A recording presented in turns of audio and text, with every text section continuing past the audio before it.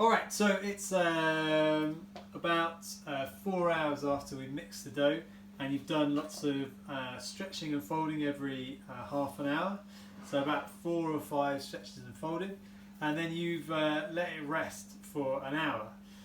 So then you can see that this dough has risen quite a lot, so probably about 50% or so, and there's lots of aerated bubbles. Alright.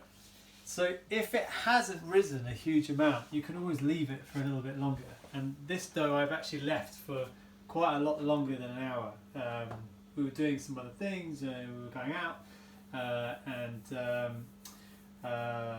doing some shopping, so we've left it for a bit longer and it's risen a bit more, which is absolutely fine. So all you need to do now is turn the dough out, and you can see how aerated it is.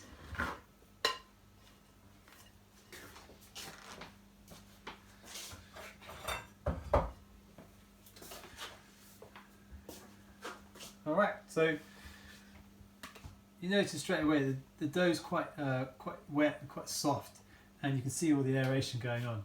And also, I haven't put any flour down on the work surface. That's really important. We'll put a little bit of flour on top.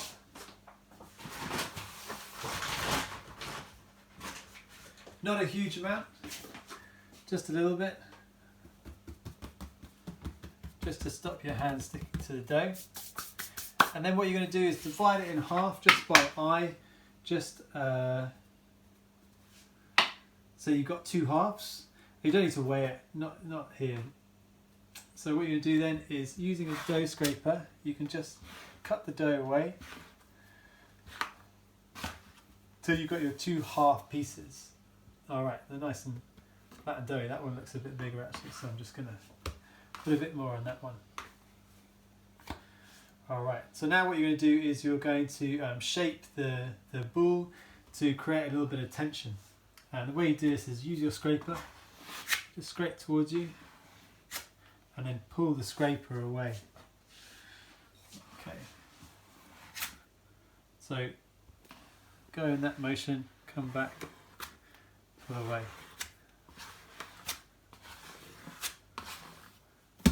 Alright, and so you can see straight away that this one that I've been working is now starting to form this more sort of ball shape. Alright, so what I'll do is just do that again, so pulling it towards me. And each time I do it and I'm creating more tension, it's forming into more of a ball.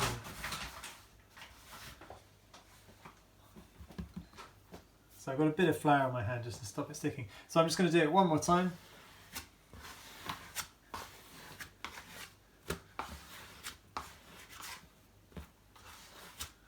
So we've got that nice ball shape, and you can see all the aeration from the dough and the structure the dough is in.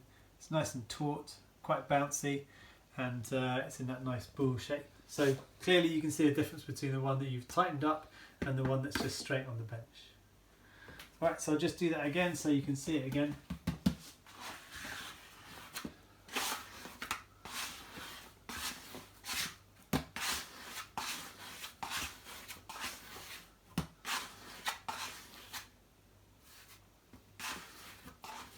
Right, and then what you're going to do now is you're going to let these 2 shapes rest and relax a little bit, and what's going to happen is they're going to flatten down a little bit more, and then you're going to shape them, you're going to put them into their homemade banneton, and you're going to let them prove overnight in the fridge, and then tomorrow morning you're going to bake them. But this stage here takes about half an hour. Don't worry if it takes longer, they'll just rest a little bit more, but half an hour to an hour is sufficient. Alright.